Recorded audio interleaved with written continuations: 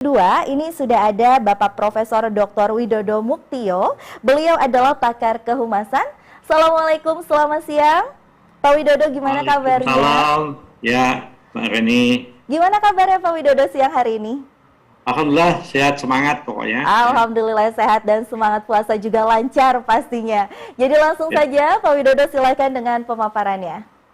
Baik, terima kasih. Assalamualaikum warahmatullahi wabarakatuh. Selamat siang, salam sejahtera untuk kita semuanya. Om Swastiastu, Namo Buddhaya, salam kebajikan. Yang sama-sama kita hormati Mbak Kristina Aryani, SESHMH, anggota Komisi 1 DPR RI. Kami sering ketemu dengan beliau. Luar biasa paparannya, Mbak Christine, menghantarkan kita untuk sadar betul betapa memang di era digital ada sesuatu yang kita jangan sampai lengah. Termasuk nanti juga ada narasumber Mas Safartino Borneo, mudah-mudahan juga akan memperkaya khasanah bagaimana kita mensikapi era digital yang nyaman dan aman. Artinya kita masuk di era digital ini happy gitu ya.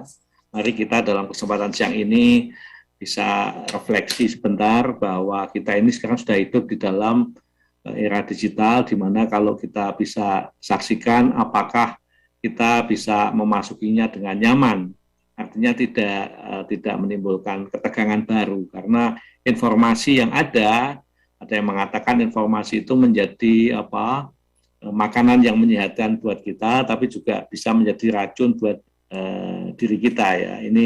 Ini statement yang lama sekali oleh para filosof yang dulu pernah menyampaikan. Jadi informasi itu bisa food for the soul, makanan yang menyehatkan, tapi juga sekaligus bisa menjadi poison for the soul, racun yang mengganggu jiwa kita. Nah, mudah-mudahan kita dengan nalar kritis kita, dengan selalu skeptis ya, ingin tahu secara kritis, kita memasuki era digital ini dengan lebih banyak benefitnya. Saya bisa dimulai apa yang sudah kami siapkan. Jadi memang kalau kita lihat dalam waktu kekinian, kita bisa masuk di dalam satu teknologi yang berhubungan dengan tatanan masyarakatnya. Jadi kalau kita lihat di dalam perkembangannya, kita bisa saksikan masyarakat dulu, belum ada teknologi itu yang masyarakat bertani, bahkan pindah-pindah ya, nomaden.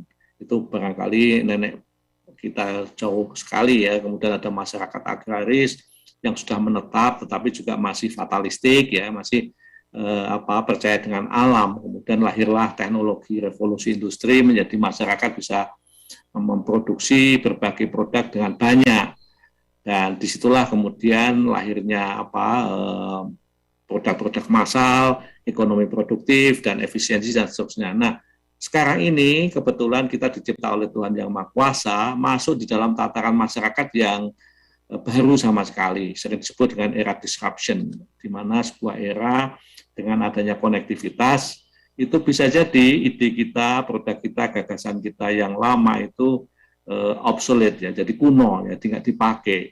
Nah, oleh sebab itulah maka ini yang saya kira menjadi tantangan hidup kita, dan kita hidup di sini. Artinya kita sudah tidak bisa kembali lagi ingin hidup yang nomaden, hidup yang semata-mata agraris. Meskipun proses agraris itu masih jalan, industri masih jalan, tetapi tantangannya tentu saja tidak sama. Lanjut.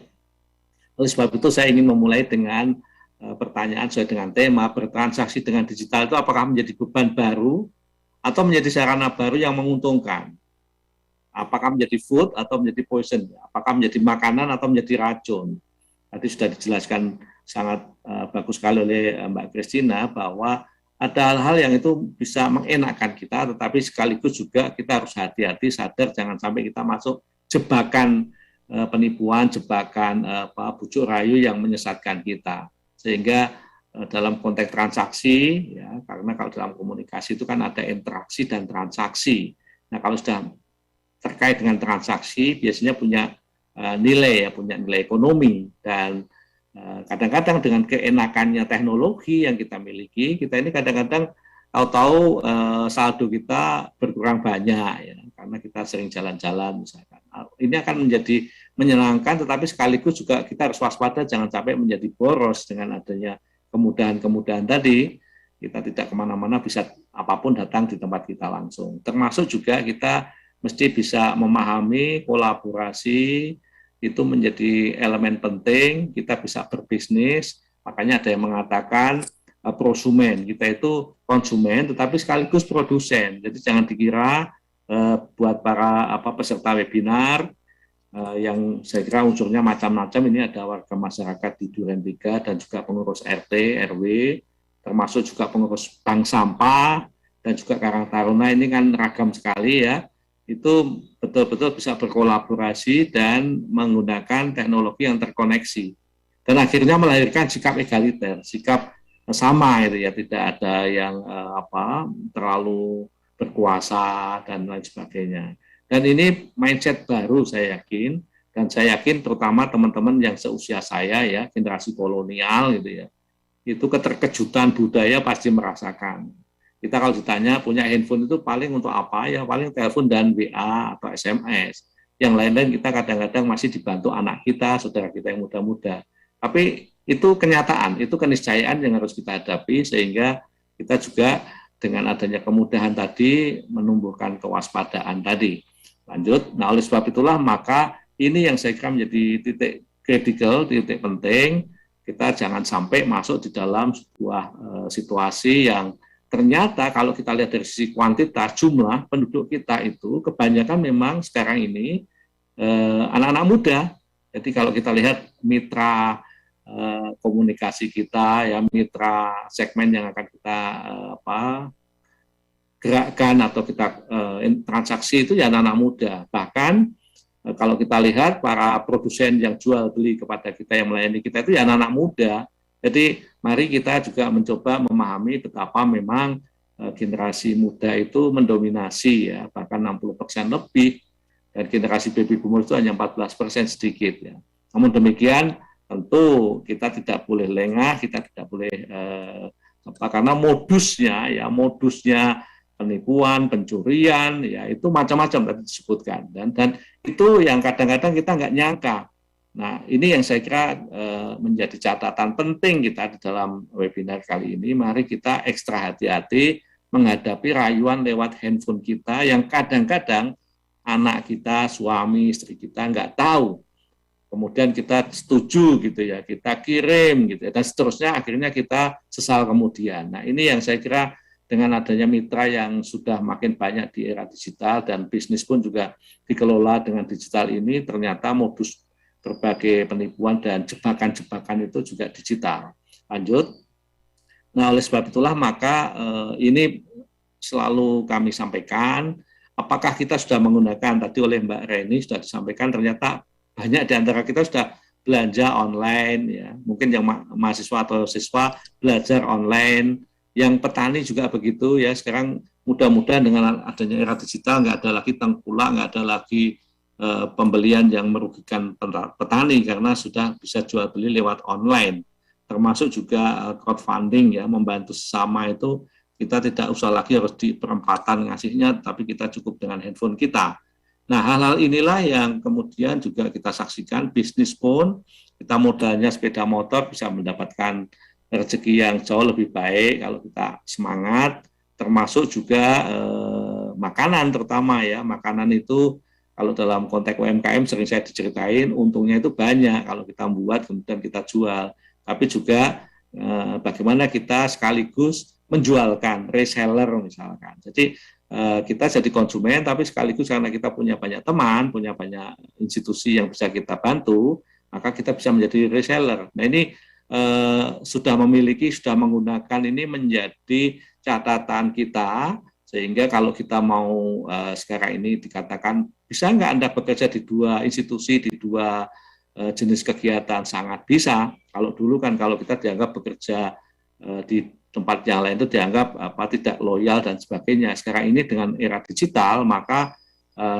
selama kita bisa mengelola waktu dan kita bisa membagi waktu, maka bekerja di berbagai tempat, pendapatan sumber rezeki dari berbagai tempat itu bisa dilakukan. Justru itulah, maka sekarang ini banyak teman-teman muda yang pendapatannya tiba-tiba melebihi pendapatan bapak ibunya, dan itu tidak apa-apa. Orang tua juga nggak usah sakit hati ya. Tetapi itulah sebuah keniscayaan di mana sekarang ini ada konektivitas yang melahirkan generasi baru yang bisa melakukan lompatan dan itu menguntungkan baik secara ekonomi maupun yang lain-lain. Dan disitulah eksesnya juga banyak, misalkan bagaimana kemudian ada paham-paham yang sangat bertentangan dengan ideologi kita, kemudian juga penipuan-penipuan, dan itu yang harus kita waspadai, sehingga kontrol sosial atau keluarga itu saya kira menjadi pola baru yang harus kita desain agar supaya teman-teman kita yang anak-anak muda itu tetap berprestasi, tetapi aman dan nyaman di dalam berinteraksi. Berkat apa? Berkat wisdomnya orang tua, berkat nalar kritisnya anak-anak muda, ya, skeptisnya anak-anak muda, dan seterusnya. Jadi ini sekarang ini menjadi sosial kompleksitinya menjadi lebih banyak ya, tantangan-tantangannya.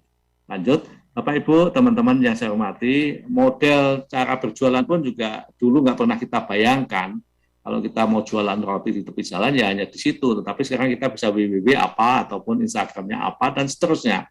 Dan kata-katanya unik-unik, menarik-menarik ya.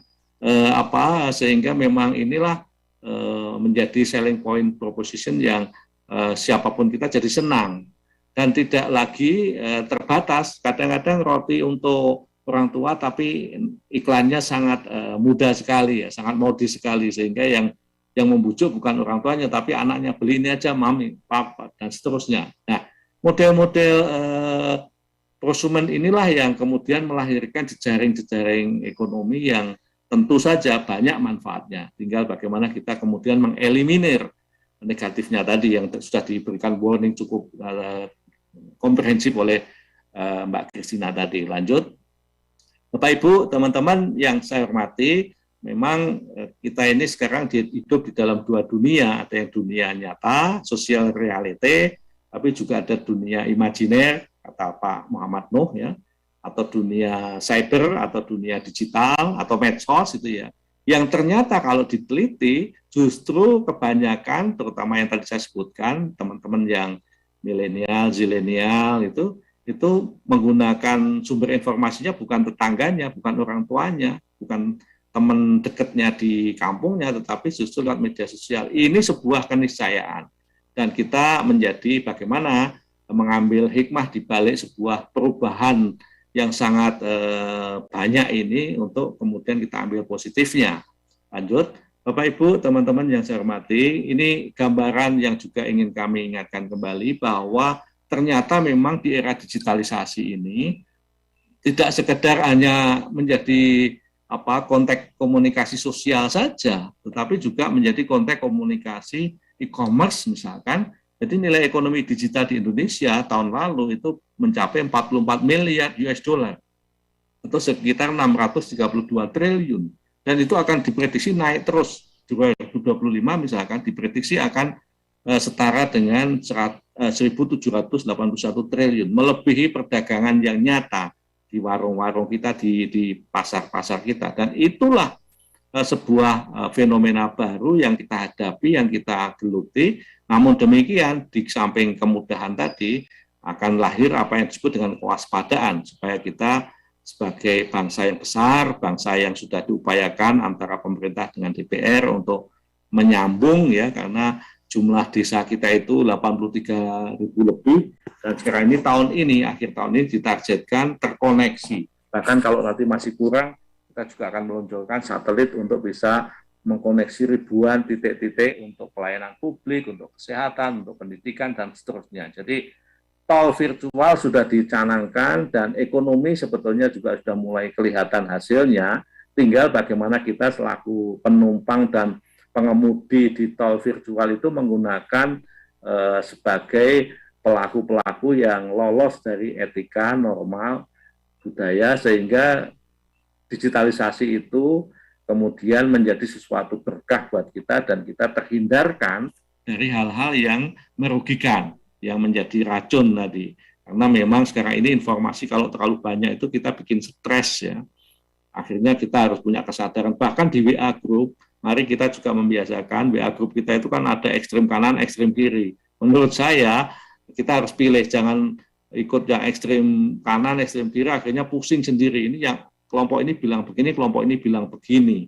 Kita harus menggunakan waktu sebaik-baiknya ya untuk memilih yang positif, yang produktif, dan akhirnya empowering kita. Karena teknologi itu sebetulnya kalau kita mau jujur, melihat teknologi itu tidak sekedar menjadi transformer, tapi juga menjadi enabler, ya, menjadi pengungkit, ya, menjadi sesuatu yang bisa melahirkan ide baru, inspirasi baru untuk lebih baik. Nah, itu yang saya kira kebebasan memilih kita diuji, dan disitulah kemudian kedewasaan kita, keadaban kita di dalam bermedia sosial agar nyaman dan aman tadi betul-betul harus diuji. Dan kata kuncinya siapa? Ya, kita harus jangan sampai mengabaikan komunikasi sosial juga, meskipun di era digital rasanya, dan ini Presiden dan pemerintah sudah membolehkan kita mudik, ya disitulah sebetulnya kita akan lahir kembali menjadi manusia, karena kita ketemu dengan orang tua kita, dengan saudara-saudara kampung kita, dan seterusnya.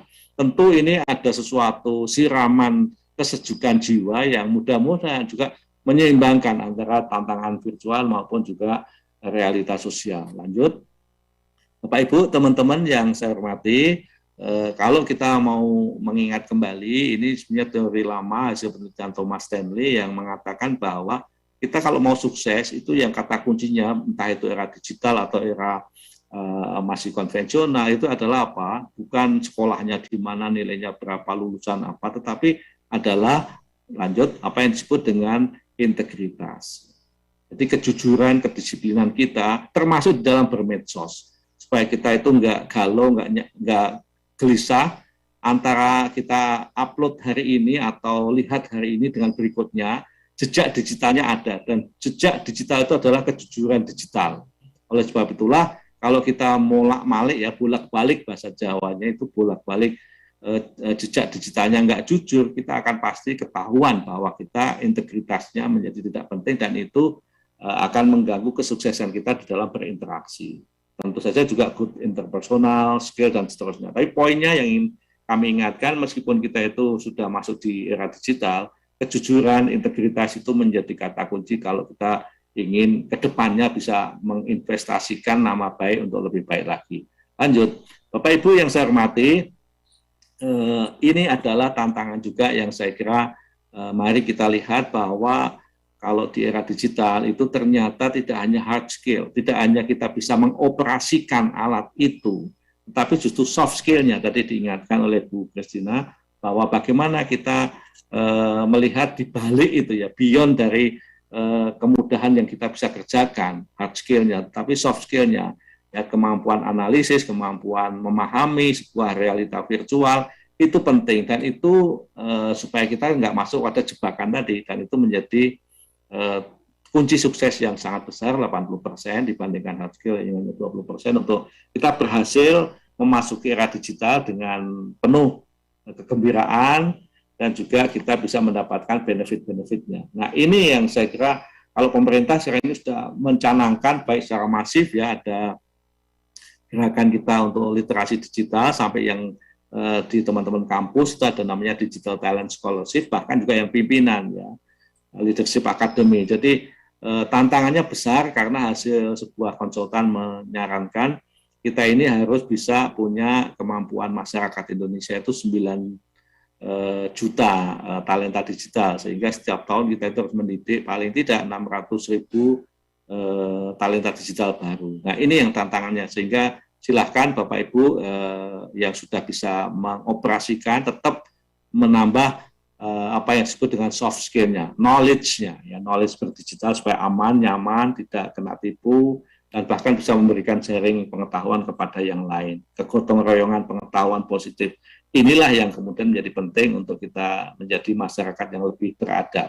Lanjut, Bapak Ibu yang saya hormati, ini mengingatkan kita, saya ingin ingatkan pada ini teori psikologi ini, di mana kalau kita ini era digital dan akhirnya mendapatkan luberan informasi, stres, dan seterusnya, kreativitas kita akan berkurang. Dan memang teori kreativitas itu makin kita masih muda dulu, ya masih kecil, itu kreativitasnya itu wadahnya itu masih banyak.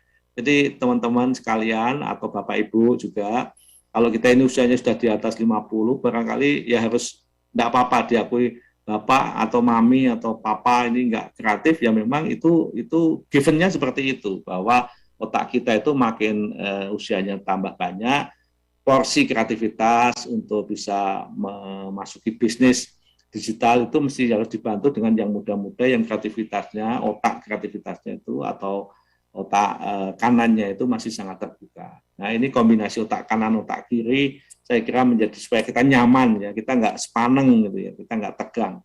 Nah ini yang saya kira era egaliter digital ini membutuhkan kesiapan adaptasi kita juga. Lanjut, Bapak Ibu yang saya hormati, oleh karena itulah maka sebetulnya kalau kita lihat lebih makro, lebih besar bangsa Indonesia, masyarakat Indonesia, kita ini punya dua modal utama, yaitu apa yang disebut dengan demographic dividend. Penduduk Indonesia itu banyak yang muda-muda, banyak yang produktif, banyak yang pintar-pintar, termasuk yang kedua dengan era digitalisasi ini ada digital dividend, bonus dividend.